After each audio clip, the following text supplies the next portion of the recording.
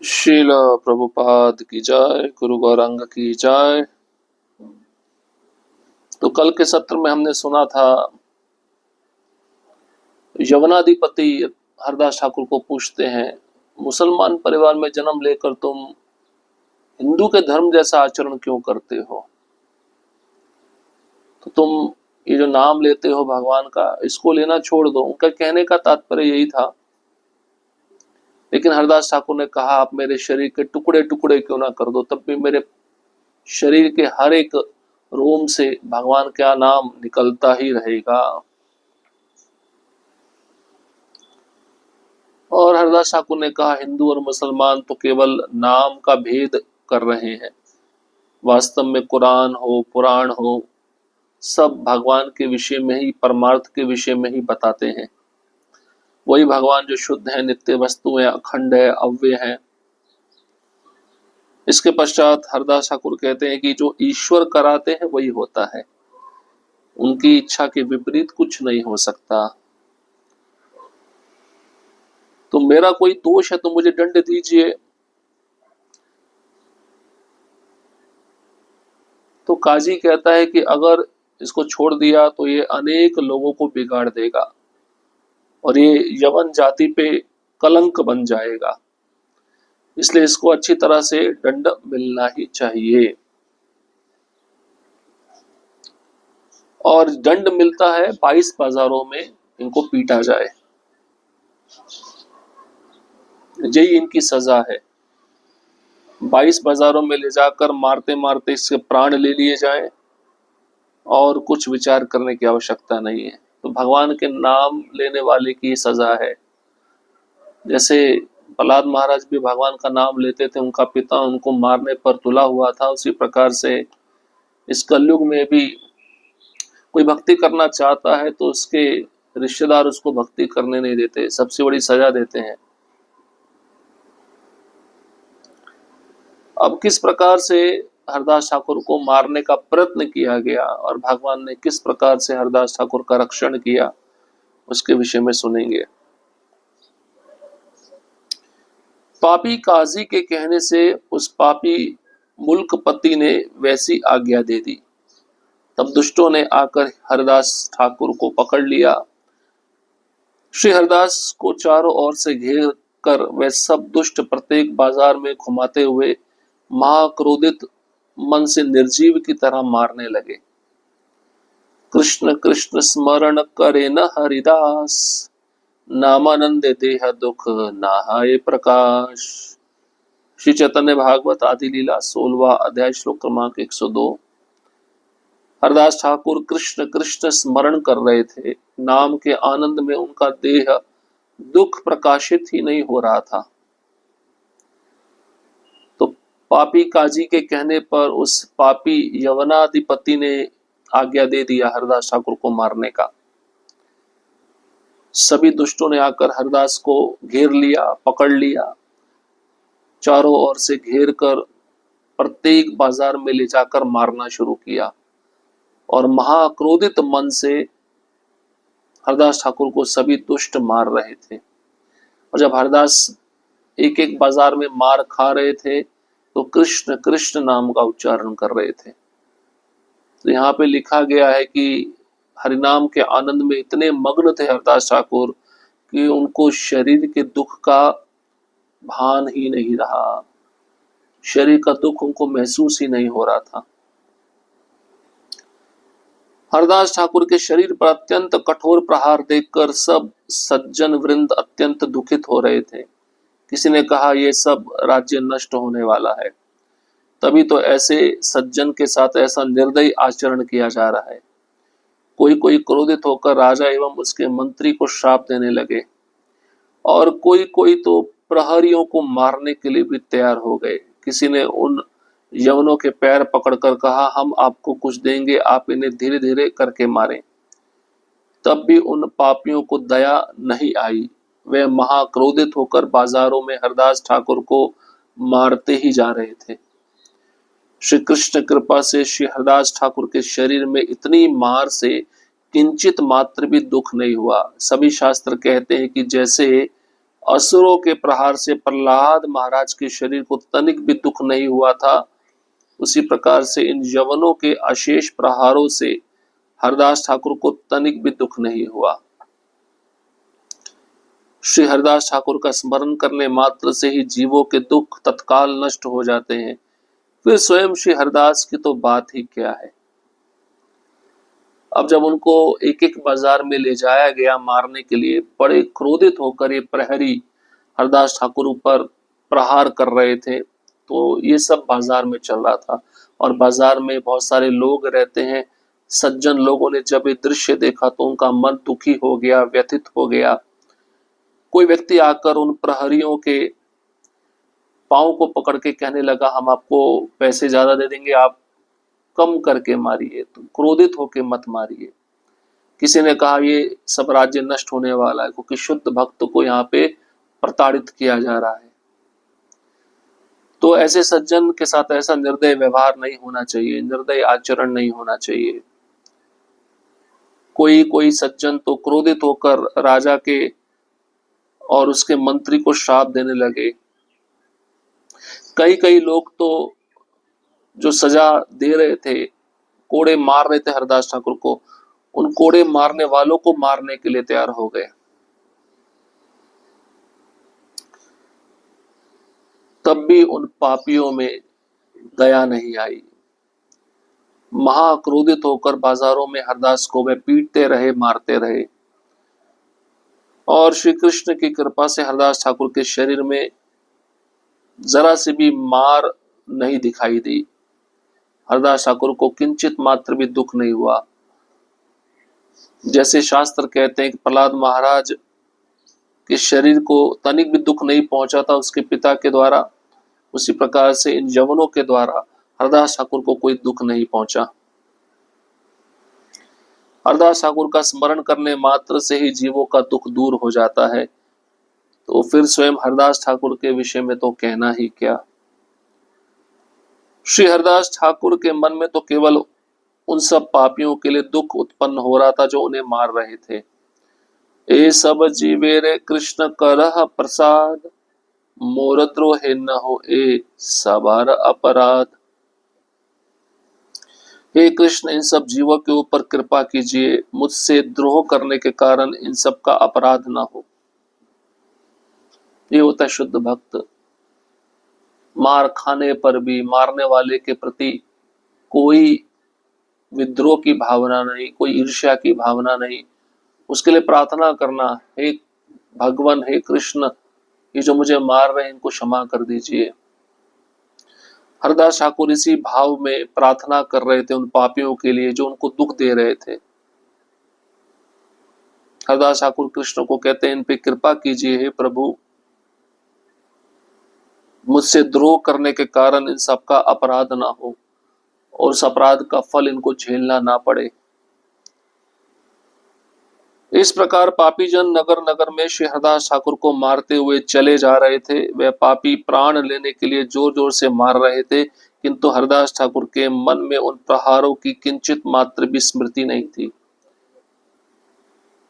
तो एक एक बाजार से लेकर दूसरे बाजार में जाना, मारते हुए लेकर जाना और जोर जोर से मार रहे थे ताकि इस पापी का प्राण निकल जाए। लेकिन हरदास ठाकुर के मन में उन प्रहारों की जरा सी भी स्मृति नहीं थी, जरा सा भी दुख नहीं था और कष्ट नहीं था। सब यवन विस्मित होकर विचार करने लगे कि इतना प्रहार करने पर भी क्या कोई मनुष्य जीवित रह सकता है। 2-3 बाजारों में मारने पर ही लोग मर जाते हैं, परंतु इसको तो हमने 22 बाजारों में मारा है, मरता तो है नहीं और देखते हैं कि उल्टा क्षण क्षण में हंसता है। सभी यवन मन में ऐसी भावना करने लगे कि यह पुरुष अवश्य कोई पीर है। पीर मतलब संत है, साधु है। तो जो मार रहे थे यवन बड़े आश्चर्य में पड़ गए, इतना हमने मारा है फिर भी ये मर नहीं रहा, इतना मारने पर भी कोई मनुष्य जीवित रह सकता है क्या। 22 बाजारों की तो बात ही छोड़ दीजिए, 2-3 बाजारों में अगर इस प्रकार की मार पड़े तो व्यक्ति जीवित नहीं रह पाता। वो मर जाता है, परंतु इसको हमने 22 बाजारों में मारा, लेकिन इस ये मरा भी नहीं और उल्टा हर समय हंसता रहता है। अब जो मार रहे थे यवन, उनके मन में ऐसी भावना आने लगी, ये अवश्य ही कोई बड़ा महान साधु संत है, पीर है। तब सब यवनों ने कहा, हे हरदास, तुम्हारे कारण हम सबका नाश होगा। इतना मारने पर भी यदि तुम्हारे प्राण नहीं निकले तो काजी अवश्य ही हम सबके प्राण ले लेगा। श्री हरदास ठाकुर ने हंसकर कहा, मेरे जीवित रहने से यदि तुम सबका अनिष्ट होता है तो यह देखो मैं तुम्हारे सामने ही मरता हूं। इतना कहकर हरदास भगवत ध्यान में आविष्ट हो गए। तो जो यवन मार रहे थे, मार मार कर थक गए वो भी, और उन्होंने कहा, हे हरदास ठाकुर, तुम मर नहीं रहे हो, तुम्हारे मरने के ना कारण से हम सबका नाश होगा। जब हम सूचना अपने राजा को जाके देंगे, इतना मारने पर भी वह मरा नहीं, तो वह हमें मार देगा, हमारे प्राण निकाल लेगा। तो हरदास ठाकुर ने जब ये सुना तो हंसने लगे और कहा, मेरे जीवित रहने से यदि तुम्हारा अमंगल होता है तो मैं मर जाता हूं। देखो मैं कैसे मरता हूं, तुम्हारे सामने ही मरूंगा। देखिए, ये होता है वैष्णव, दूसरे को भी कष्ट में देख नहीं सकता, चाहे वह व्यक्ति उसको कष्ट क्यों ना पहुंचा रहा हो। इतना कहकर हरदास ठाकुर भगवत ध्यान में प्रविष्ट हो गए, भगवान का ध्यान लगाने लगे। इस प्रकार सर्वशक्ति समन्वित श्री हरदास ठाकुर चेतना रहित हो गए। कहीं भी श्वास चलता हुआ प्रतीत नहीं हो रहा था। ये देखकर यवन लोग विस्मित हो गए और उनके शरीर को ले जाकर मुल्कपति के द्वार पर डाल दिया। मुल्कपति ने कहा, इसे ले जाकर मिट्टी में दबा दो। काजी बोला, इससे तो यह सदगति को प्राप्त करेगा। इसने बड़ा होकर जैसा नीच कर्म किया है, इसलिए इसके साथ ऐसा व्यवहार करना ही उचित है। मिट्टी में दफना देने से तो इसकी परलोक में सदगति होगी। अतएव इसको गंगा में फेंकवा दो, जिससे ये चिरकाल तक दुख पाता रहे। तो हरदास ठाकुर सर्वशक्ति समन्वित थे, वो चेतना रहित हो गए, चेतना शून्य हो गए। ऐसा लगा कि वह मर गए, मृत प्राय हो गए। कहीं भी उनके शरीर में श्वास चलता हुआ नहीं दिख रहा था। अब यवन लोगों ने जब ये देखा तो वे विस्मित हो गए और हरदास ठाकुर के शरीर को उठाकर मुल्कपति के द्वार पर डाल दिया। तो मुल्कपति ने कहा, इसे ले जाकर मिट्टी में दफना दो। तो मुस्लिम परिवार में जो जन्म लेता है, जब मरता है तो उसको मिट्टी में दफनाया जाता है। ऐसा उनका सोचना है, मिट्टी में दफना कर उनको सदगति प्राप्त होती है। तो काजी बोला, जिसने सजा दिलवाई थी, भाई अगर इसको मिट्टी में दफना दोगे तो सदगति प्राप्त कर लेगा। बहुत नीच कर्म किया है इसने। तो मिट्टी में दफनाने के बजाय इसको गंगा में फेंकवा दो। अगर मिट्टी में फेंकवाओगे तो परलोक में इसकी सदगति होगी। परलोक मतलब आने वाला जो जीवन है, अगला जीवन है, इसका सुखमय होगा। उसको गंगा में फेंकवा दो, जिससे इसको लंबे काल तक दुख मिलता रहे। अरे माँ गंगा कहाँ से निकली है? भगवान विष्णु के चरणों से निकली है। गंगा के जल का स्पर्श सबको पवित्र बनाता है। ये मूर्ख यवनाधिपति को, काजी को ये भी पता नहीं है। गंगा का स्पर्श करने से कोई दुख पाएगा? वो तो अपनी माँ की गोद में बैठेगा।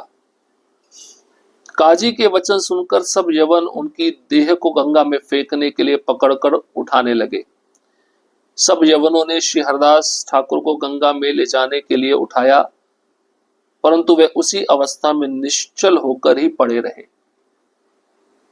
शरीर में कोई चेतना नहीं है, कोई श्वास नहीं आ रहा।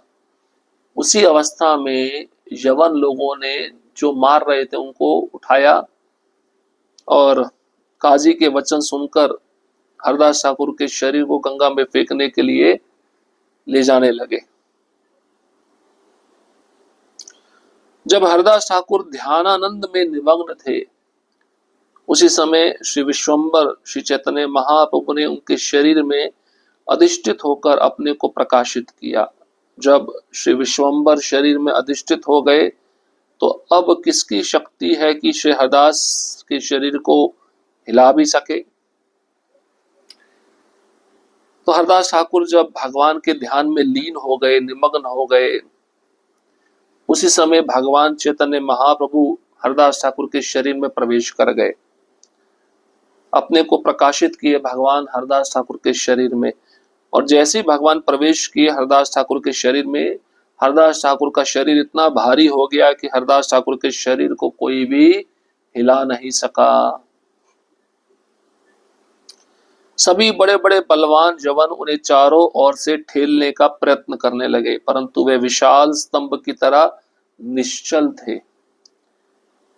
श्री हरदास ठाकुर कृष्णानंद सुधा सिंधु में निमग्न थे। उनको बाह्य ज्ञान तनिक भी नहीं था। वे ये भी नहीं जानते थे कि यवनों ने उनको ऊपर उठाया अथवा पृथ्वी पर रखा या गंगा में बहा दिया। भक्तराज श्री प्रहलाद महाराज के जैसे कृष्ण में स्मरण भक्ति थी, श्री हरदास ठाकुर में भी वैसी ही शक्ति थी। बड़े बड़े बलवान यवनों को बुलाया गया हरदास ठाकुर के शरीर को उठाने के लिए, लेकिन कोई उठा नहीं पा रहा। हरदास ठाकुर का शरीर विशाल खंबे की तरह निश्चल रूप से एक ही स्थान पे पड़ा हुआ था। श्री हरदास ठाकुर कृष्णानंद सुधा सिंधु में निमग्न थे और बाहर के संसार में क्या चल रहा है इसका उनको तनिक भी आभास नहीं था, ज्ञान नहीं था। वे ये भी नहीं जानते थे कि यवनों ने उनके शरीर को उठाकर गंगा में फेंक दिया या पृथ्वी पर रखा या हवा में ऊपर उठाया। जैसे प्रहलाद महाराज कृष्ण भक्ति के स्मरण में तल्लीन थे, वैसे हरदास ठाकुर भी कृष्ण भक्ति के स्मरण में तल्लीन है। जैसे प्रहलाद महाराज की शक्ति है, वैसे हरदास ठाकुर की शक्ति है। तो इस प्रकार से बहुत ही सुंदर अद्भुत महिमा हरदास ठाकुर की। इससे पता चलता है कि उनका हरिनाम में कितना निष्ठा है, अतुलनीय निष्ठा। हरिनाम ही सब कुछ है। जो जीवात्मा प्रभु के भगवान के नाम का आश्रय लिया है, उसके जीवन में कितनी भी विपत्ति आएगी, उन विपत्तियों को वह सहन करता हुआ आगे बढ़ता जाएगा। इसलिए हरिनाम पे पूर्ण श्रद्धा, पूर्ण निष्ठा होनी चाहिए। हरिनाम ही भगवान से अभिन्न है, साक्षात भगवान है। कलयुग में भगवान हरिनाम के रूप में प्रकट हुए हैं, यही हमारा रक्षण करेंगे। इसी हरिनाम रूपी नाव में बैठकर हमको इस संसार को छोड़कर भगवान के पास जाना है। इसी भाव से हरिनाम का जप करना चाहिए। श्रील प्रभुपाद जी कहते जैसे छोटा बच्चा अपनी माँ को पुकारने के लिए रोता है, वैसे ही हमें अपनी माँ कृष्ण को पुकारने के लिए हरिनाम के शब्दों को अपनी जीवा पे उच्चारण करते हुए रोना चाहिए। इस प्रकार का भाव हमारा जप में होना चाहिए, तब भगवान हमारे करुण पुकार को सुनेंगे। उस पुकार को सुनकर वे आएंगे, हमको भगवान अपने धाम में लेकर जाएंगे। इसका आखिरी भाग बचा है, उस भाग को हम पढ़कर इस अध्याय को समाप्त करेंगे। फिर हरिनाम संकीर्तन की महिमा, चैतन्य महाप्रभु जो हरिनाम संकीर्तन शुरू किए उसका महिमा क्या था, उसके विषय में श्रवण हम बाद में करेंगे। हरे कृष्ण कृष्ण कृष्ण हरे हरे, हरे राम राम राम हरे हरे। श्रील प्रभुपाद की जय, गुरु गौरांग की जय।